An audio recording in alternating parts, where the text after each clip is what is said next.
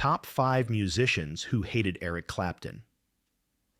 Eric Clapton, born March 30th, 1945, in Ripley, England, is one of the most influential guitarists in music history, nicknamed Slowhand. Clapton rose to fame in the 1960s with the Yardbirds, John Mayall and the Bluesbreakers, and the supergroup Cream. Known for his emotive playing, soulful tone, and masterful blend of blues and rock, he went on to have a hugely successful solo career with hits like Tears in Heaven and Layla.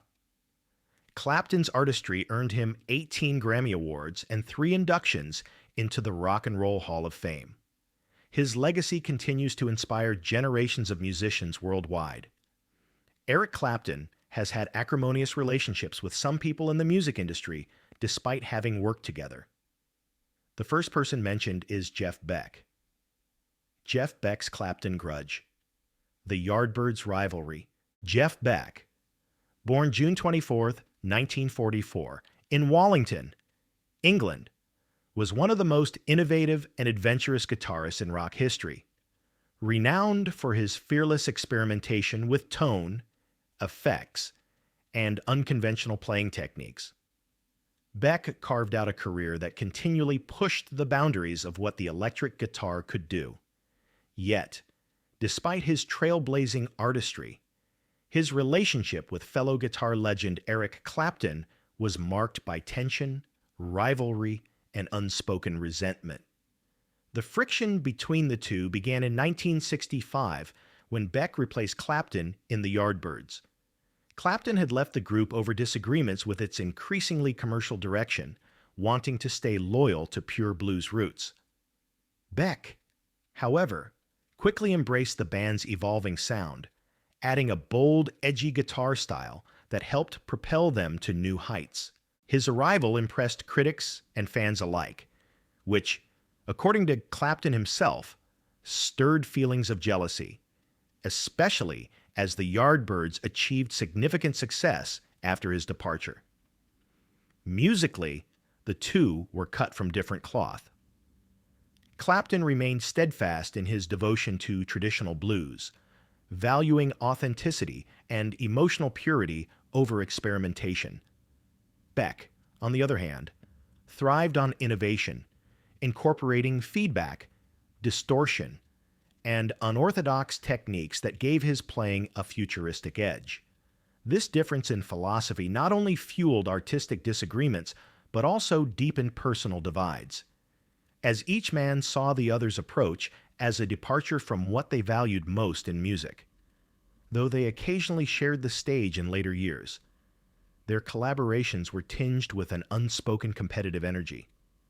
Clapton openly admitted that Beck's technical prowess and daring creativity sometimes made him envious. Beck, for his part, grew tired of constant comparisons to Clapton, feeling that his own unique contributions were often overshadowed by the narrative of replacing him in the Yardbirds. Over time, both men built towering solo careers, each leaving an indelible mark on rock and blues. Yet, the early rivalry never fully disappeared. It became part of their shared lore, a reminder of how ego, artistic vision, and historical circumstance can turn two geniuses into reluctant adversaries. And as with Clapton's other complicated relationships in the music world, this tension with Jeff Beck adds another chapter to the long and sometimes turbulent history of guitar legends. Eddie Van Halen's Clapton disillusionment.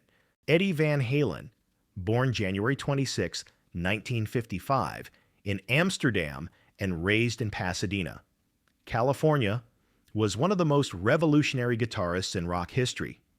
Known for his tapping technique, dazzling speed, and inventive riffs, Eddie transformed the sound of rock guitar in the late 20th century. Yet, behind his groundbreaking career lay a bitter personal disappointment involving one of his earliest heroes, Eric Clapton. As a young guitarist, Eddie idolized Clapton's work with Cream, studying his solos note for note and crediting him as a major influence. This admiration carried into his professional life. culminating in Blues Breaker, a collaborative track with Queen's Brian May that served as a tribute to Clapton's early blues style. Eddie intended it as a heartfelt homage, a musical love letter to the man who had shaped so much of his playing. However, the gesture backfired. When Clapton heard the track, he reportedly criticized it harshly, dismissing it as lacking the true spirit of the blues. For Eddie, this wasn't just a critique, it was a crushing blow from the very musician he had once placed on a pedestal. Friends later recalled that the remark left Eddie deeply hurt, as it came from someone whose approval had meant the world to him. The relationship worsened when the two met at a social gathering. Eddie, hoping for a warm exchange, was instead met with what he described as cold indifference. Clapton was polite but distant, offering none of the camaraderie Eddie had imagined. That encounter hardened Eddie's disappointment into something closer to resentment. In later interviews, Eddie even poked fun at Clapton's later-era guitar work, suggesting it lacked the fire and creativity of his Cream years. The two guitar icons never reconciled. While Eddie continued to acknowledge the impact Clapton's early music had on him, the personal sting of those criticisms and the frosty meeting lingered.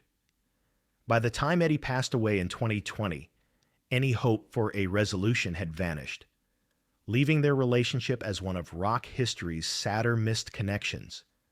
And so, much like his tension with Jeff Beck, Clapton's fractured relationship with Eddie Van Halen stands as another example of how admiration can sour when artistic respect meets personal disappointment. Why Robert Cray walked away from Eric Clapton. Robert Cray, born August 1953 in Columbus, Georgia, is a celebrated blues guitarist, singer, and songwriter whose soulful tone and heartfelt lyrics have earned him 5 Grammy Awards. Over the decades, Cray became not only a respected peer of Eric Clapton, but also one of his closest musical friends, often joining him on stage and touring together. Their camaraderie was built on mutual respect, shared stages, and a deep love for the blues. However, that decades-long friendship came to an abrupt end in 2021. The breaking point was a lyric in one of Clapton's new songs, in which he compared COVID-19 lockdowns to slavery.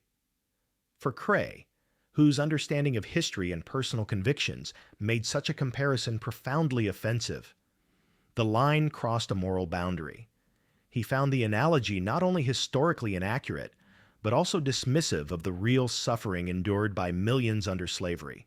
Initially, Cray reached out privately, expressing his discomfort and asking for clarification. Clapton, however, stood by his words, insisting they were a form of artistic expression and personal truth. This unwillingness to acknowledge the hurt caused left Cray deeply unsettled. The situation escalated when Cray saw a photograph of Clapton alongside Texas Governor Greg Abbott, a politician known for policies that directly opposed many of Cray's beliefs, particularly on social justice and voting rights. To Cray, this image was more than just a casual photo. It was a public alignment with values he could not support. Faced with both the lyrical controversy and the political optics, Cray made the painful decision to withdraw from their upcoming tour dates and cut ties altogether. In interviews, he expressed sadness over the end of the friendship, but made it clear that his principles could not be compromised, even for someone he had admired and collaborated with for so many years. Thus ended a musical and personal bond that had spanned decades. For Cray, it was a reminder that shared music is not always enough to bridge deep divides in values. For Clapton, it marked yet another fractured relationship in a career filled with both extraordinary collaborations and equally notable fallouts. Blackmore on Clapton, safe and commercial. Ritchie Blackmore. Born on April 14, 1945, in the seaside town of Weston-super-Mare, England, is widely regarded as one of the most innovative and influential guitarists in rock history. As the driving force behind two iconic bands, Deep Purple and later Rainbow, Blackmore carved out a unique place for himself with his electrifying stage presence, technically brilliant guitar work, and a musical style that seamlessly blended hard rock with classical and Baroque influences.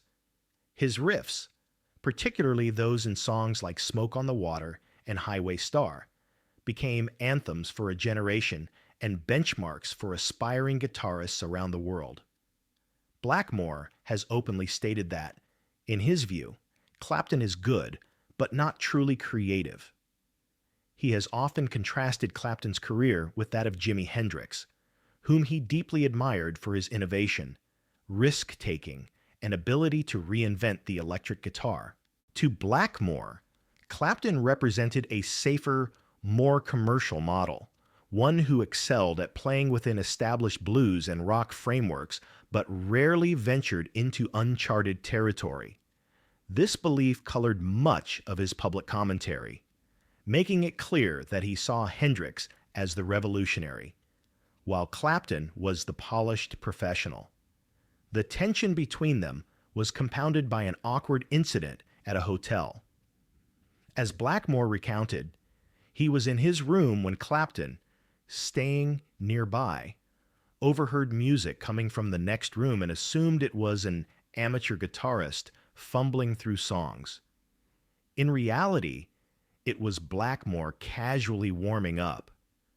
When word got back to him that Clapton had made the assumption, Blackmore felt both insulted and embarrassed, interpreting it as a dismissive slight from someone he already viewed as overly conventional. Despite his criticisms, Blackmore has not been entirely dismissive of Clapton's abilities. In interviews, he has acknowledged that Clapton possesses a distinctive tone and phrasing that are worth studying, particularly for their clarity and emotive quality. However, Blackmore maintains that technical skill and good tone alone do not equate to true artistic daring. For Blackmore, music has always been about pushing boundaries, whether blending hard rock with Baroque influences in Deep Purple or exploring folk and medieval themes in his later work with Blackmore's Night. He sees Clapton's path as one of refinement rather than revolution, a difference that has kept them in separate artistic worlds. In the broader pattern of Clapton's career, this friction with Ritchie Blackmore fits alongside other rivalries and fallouts, another reminder that in the competitive, ego-driven world of legendary guitarists, respect is often conditional, and artistic philosophy can be as divisive as personal history. Coolidge and the Stolen Layla Piano. Rita Coolidge, born May 1, 1945, in Lafayette, Tennessee, is a Grammy-winning singer-songwriter whose career has spanned genres from pop and country to rock and soul. Known for her smooth, emotive voice and collaborations with artists like Chris Christopherson, Joe Cocker, and Leon Russell, Coolidge has also been an outspoken advocate for artistic recognition, especially when it comes to women in the music industry. Her rift with Eric Clapton stems from one of rock's most iconic songs, Layla. According to Coolidge, she co-wrote the now famous piano coda of the track alongside her then-boyfriend, drummer Jim Gordon. In the early 1970s, she recalls playing the piece for Gordon, who later brought it into the Layla and Other Assorted Love Song sessions with Derek and the Dominoes, where Clapton adopted it as the dramatic outro to his heartfelt ballad. When Coolidge realized the piano part had been used in Layla without her knowledge, she approached Clapton's management to request proper credit and a share of the royalties.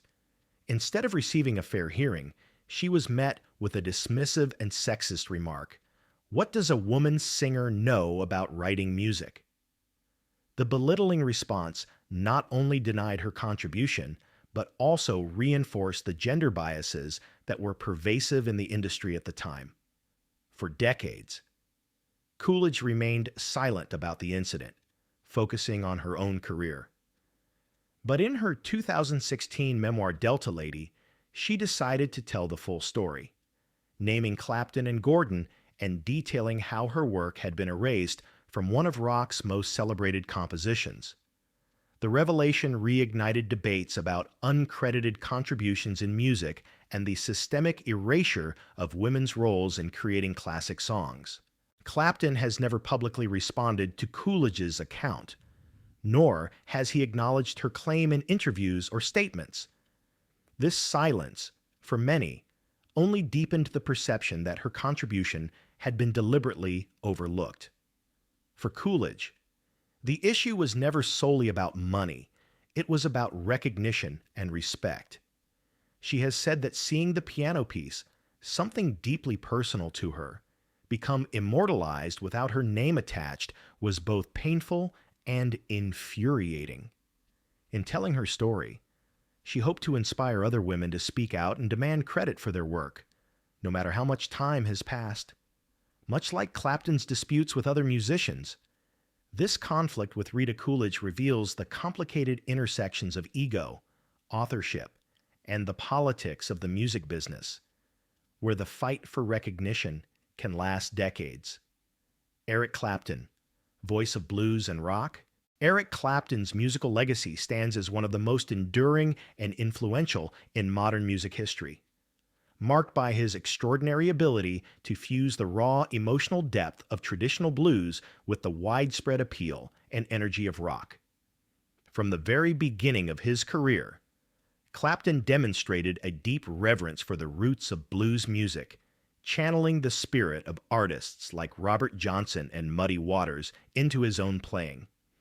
His early work with the Yardbirds introduced him to the mainstream, but it was his brief yet powerful stint with John Mayall and the Bluesbreakers that cemented his reputation as a serious blues guitarist, earning him the nickname Slowhand. Clapton's groundbreaking contributions to Cream, a power trio that redefined what rock music could be in the late 1960s, showcased not only his technical virtuosity, but also his willingness to push creative boundaries through improvisation and heavy psychedelic influences. With Derek and the Dominoes, he further blended personal vulnerability and musical innovation, particularly with the iconic track Layla, which remains one of the most emotionally charged guitar-driven songs ever recorded. Throughout his extensive solo career, Clapton continued to evolve while remaining rooted in the emotional truths of blues and rock, whether through heartfelt ballads like Tears in Heaven or electrifying live performances. His music consistently reflects a rare balance of precision, soul, and storytelling. This unique ability to speak to both the heart and the mind of the listener is what has made Eric Clapton not just a guitar legend, but a timeless voice in popular music. Songs like Layla, Tears in Heaven, and Wonderful Tonight have become timeless standards, each reflecting a different facet of his artistry, whether it's fiery guitar work, heartfelt balladry, or soulful blues. His signature tone, expressive bends, and melodic phrasing have influenced generations of guitarists, making him a touchstone for anyone exploring the instrument. Beyond his recordings, Clapton played a crucial role in popularizing the blues for a global audience, introducing artists like Robert Johnson and Muddy Waters to younger listeners. While his career has seen controversies and personal struggles, his impact on modern music is undeniable. Eric Clapton remains a living link between the roots of the blues and the evolution of contemporary rock, ensuring his place in music history for decades to come. Clapton's life lessons. Eric Clapton's life story offers lessons that extend far beyond music. His journey shows that even the most celebrated artists face personal battles, addiction, loss, and public criticism, and that resilience is built through confronting, not avoiding, these struggles. Clapton's ability to channel pain into timeless songs like Tears in Heaven demonstrates the transformative power of art as both expression and healing. At the same time, his controversies and strained relationships reveal another truth. Talent does not exempt anyone from accountability. How one navigates conflict, acknowledges mistakes, and treats collaborators' leaves as lasting an impression as the music itself. Clapton's career is a reminder that respect in the industry comes not only from skill, but from integrity. Perhaps the greatest takeaway is that success is a double-edged sword, offering influence and opportunity, but also magnifying flaws. For aspiring musicians and fans alike, Clapton's story is both an inspiration and a caution. Master your craft, honor your influences, and remember that every note you play carries your personal values into the world. If you enjoyed this video and want more deep dives into the lives and legacies of legendary musicians, please like, comment, and subscribe to our channel. Your engagement helps us bring you more inspiring stories, rare insights, and behind-the-scenes moments from the world of music. Don't forget to hit the notification bell so you'll never miss our next upload.